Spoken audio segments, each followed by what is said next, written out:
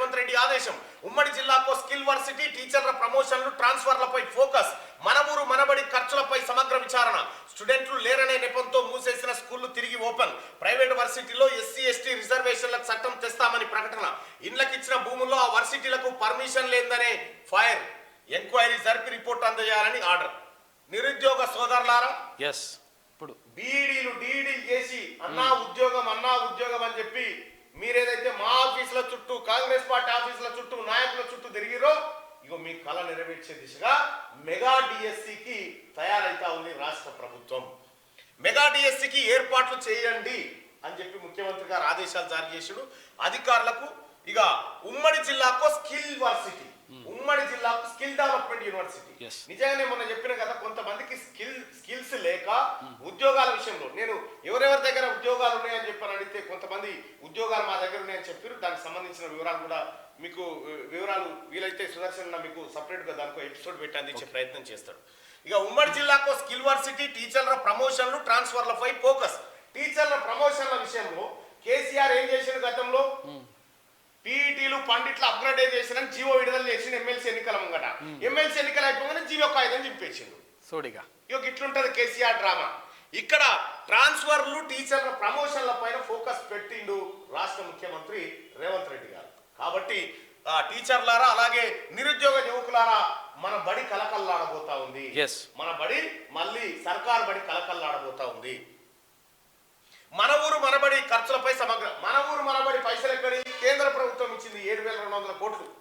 ఆ 7,200 కోట్లను ధూపం తాగినట్టే పెయింటింగ్ వేసి కొట్టేసారు. మొత్తం దొంగ టెండర్ వేసి పెయింటింగ్ల మీద వాడి అడ్డగోలుగా దోసేసారు. దానిపైన విచారణ చేయమని చెప్పి ఆదేశాలు ఇచ్చిందిగా. స్టూడెంట్లు లేరనే నెపంతో మూసేసిన స్కూళ్లు తిరిగి ఓపెన్. మూసివేసిన కేసీఆర్ మూసేసిన 8,000 ప్రభుత్వ పాఠశాలలను మళ్ళీ ఓపెన్ చేయించబోతా ఉన్నాడు ముఖ్యమంత్రి. ఓపెన్ చేయమని అధికారులకు ఆదేశాలు జారీ చేశాడు. నీకు స్కూల్లో బడి ఎందుకు కట్టిరాడా? పిల్లలు ఉన్నారనే కదా. మరి పిల్లలు ఎందుకు వస్తలేరు? ఎందుకంటే దాని నిధులు కట్ చేసిండు, టీచర్ లేకుండా చేసిండు. ఇప్పుడు బడి ఓపెన్ అవుతుంది, టీచర్ వస్తుంది, టీచర్ రాబోతా ఉన్నారు. కాబట్టి మీ పిల్లల్ని ప్రభుత్వ పాఠశాలలో చేర్పించండి.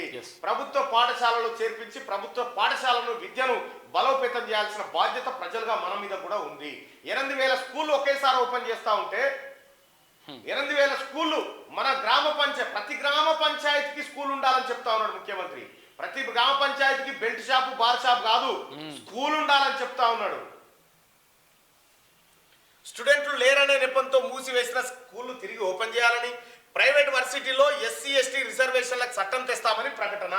ప్రైవేట్ యూనివర్సిటీల్లో మల్లారాజేశ్వర రెడ్డి యూనివర్సిటీ, ఇటు మల్లారెడ్డి యూనివర్సిటీ, ఈ యూనివర్సిటీలు ఏవైతే ఉన్నాయో దీంట్లో ఎస్సీ ఎస్టీ రిజర్వేషన్ల కోసం చట్టం తెస్తామని చెప్పారు.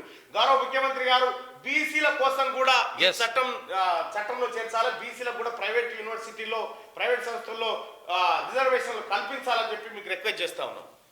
ఇక ఇండ్లకి ఇచ్చిన భూముల్లో వర్సిటీలకు పర్మిషన్ లేదని, ఇండ్ల కోసం భూములు ఇచ్చారు, ఇండ్లు కట్టుకోమని. కేసీఆర్ ఏం చేసిండు? ఇండ్లే మల్లారెడ్డి యూనివర్సిటీ కట్టుకో, మల్లారాజేశ్వర యూనివర్సిటీ కట్టుకొని ఈ దొంగలకు అప్పచెప్పారు. అది ఎంక్వైరీ జరిపి రిపోర్ట్ ఇవ్వాలని ఆయన ఆర్డర్ చేసింది. ఇక రాష్ట్రంలో ప్రతి పంచాయతీలో సర్కార్ బడి ఉండాల్సిందేనని సీఎం రేవంత్ రెడ్డి అన్నారు. బడి లేని పంచాయతీ అనే పేరు రాష్ట్రంలో వినిపించొద్దని, ఎంత చిన్న ఊరైనా, మారుమూల తాండా అయినా తప్పకుండా అందులో ఒక ప్రభుత్వ పాఠశాల ఉండాల్సిందేనని తేల్చి చెప్పారు.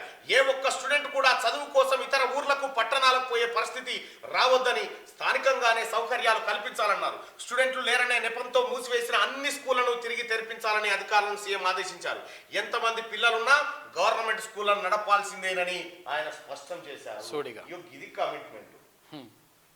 ఇది కేసీఆర్ పరిపాలనకు ముఖ్యమంత్రి రేవంత్ రెడ్డి గారి పరిపాలనకున్న తేడా.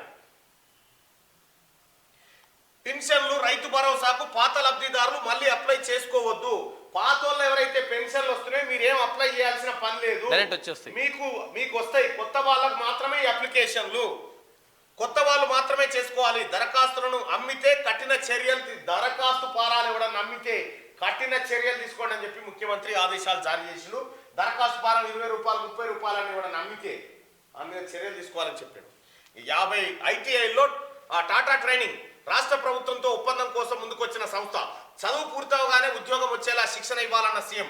ఉన్నత ప్రమాణాలతో టెక్నాలజీ కోర్సులు ప్రవేశపెట్టాలని సూచన. టాటా టెక్నాలజీస్ లిమిటెడ్ ప్రతినిధులతో రేవంత్ రెడ్డి భేటీ అంటూ 50 ఐఐటీలు ఏవైతే ఉన్నాయో, ఐటీఐలు ఉన్నాయి కదా, ఐటీఐలు ఉన్నాయి కదా, ఐటీఐ కోర్స్ ఒక అప్డేట్ ఉంటాయి. ఇంటర్మీడియట్ కంటే ఐటీఐ బెటర్ అని చెప్పేసి డీజిల్ మెకానిక్ వృత్తి విద్య డైరెక్ట్ ఉంటుండే. అయితే అవి ఖతం చేసిరు. ఐటీఐ అంటే ఎక్కడదో మాకేం సంబంధం లేదు. కానీ ఇప్పుడు ముఖ్యమంత్రి రేవంత్ రెడ్డి గారు 50 ఐటీఐలో 50 ఐటీఐలో టాటా ట్రైనింగ్ ఇన్స్టిట్యూట్లు పెడతా ఉన్నారట. మీరు అక్కడ చదువుకున్న తర్వాత వెంటనే ఉద్యోగం వచ్చి ఏర్పాటు చేస్తా ఉన్నారు. ప్రభుత్వ విద్యను బలోపేతం చేస్తారు ముఖ్యమంత్రి. 100% నాశనం చేసి కేసీఆర్ ఖతం చేసి పడేసింది గవర్నమెంట్, లాస్ట్ గవర్నమెంట్. రైట్ గా ఇది ఇట్లుంటే